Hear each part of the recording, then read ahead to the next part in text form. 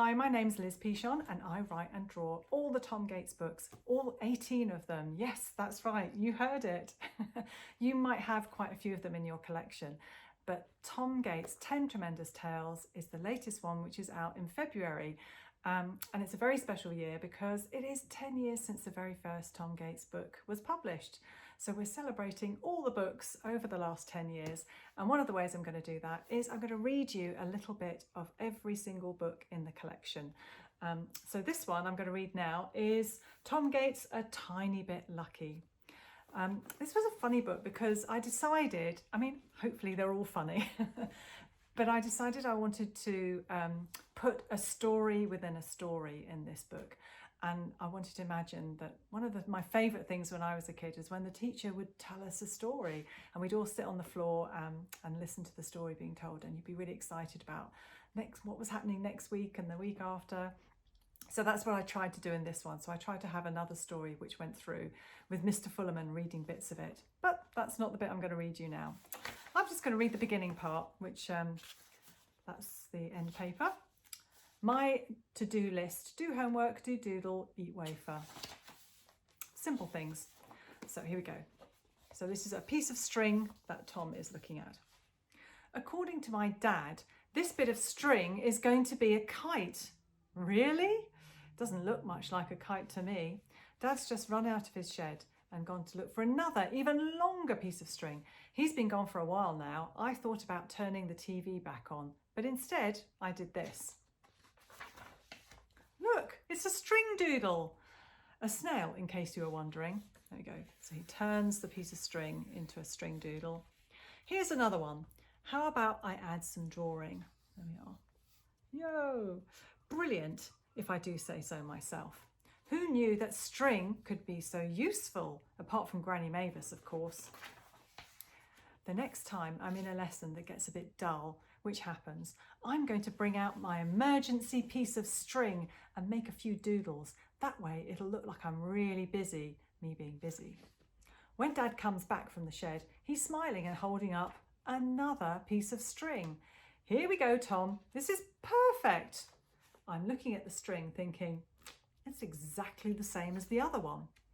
That's great, Dad, I say, trying to sound enthusiastic and failing.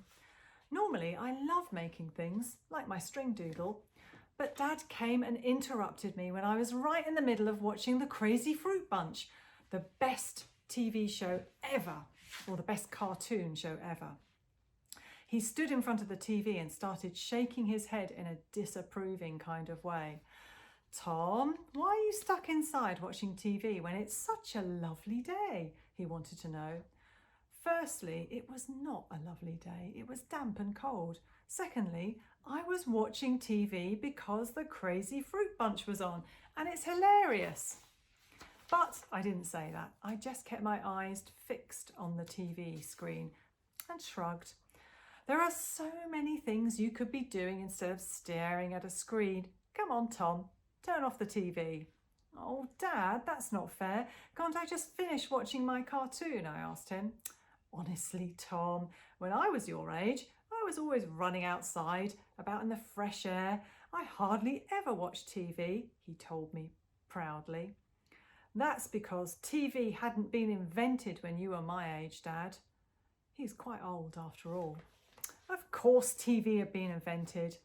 I just like playing outside, climbing trees and making things with twigs, that kind of thing. What sort of things did you make with twigs? I wanted to know. I made a lot of things. Like what? I asked. You know, twig things. Things out of twigs. Anyway, it doesn't matter what I made. The main thing was I was out in the fresh air and having fun. Playing with twigs doesn't sound like much fun to me, I told Dad. There are plenty of other things you can do outside. You can play in the garden for a start. It's too cold. So run around, or you could ask Derek over. I shook my head because I knew Derek was busy. He's at a friend's house, probably watching TV, I said, trying to make a point. He wasn't, but that didn't matter. How about inviting your new neighbour, June, over? I'm sure she'd come round and play if you asked her.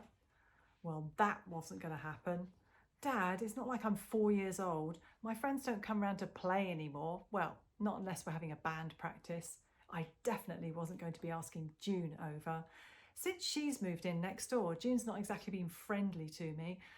It's bad enough having her cat wandering around our garden, and she's in my class too.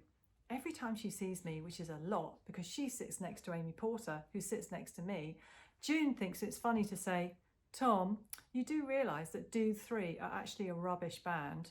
Huh?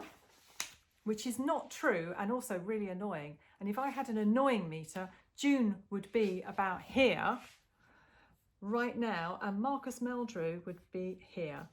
And June's cat is here. That's the annoying meter. Sometimes there's not much to choose between all of them. So there you go.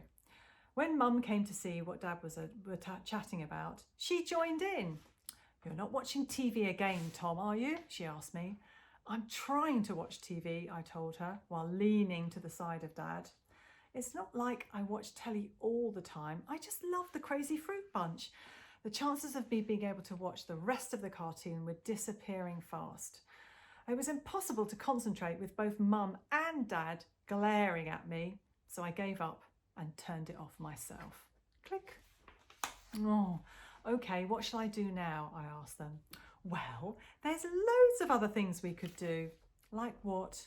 How about we go for a walk? Dad suggested. A walk? Where to? I wanted to know. Somewhere nice, he said. The sweet shop's nice, I suggested. No, Tom, I meant somewhere like the park. If we had a dog, I'd be really happy to go for walks all the time, I told Dad.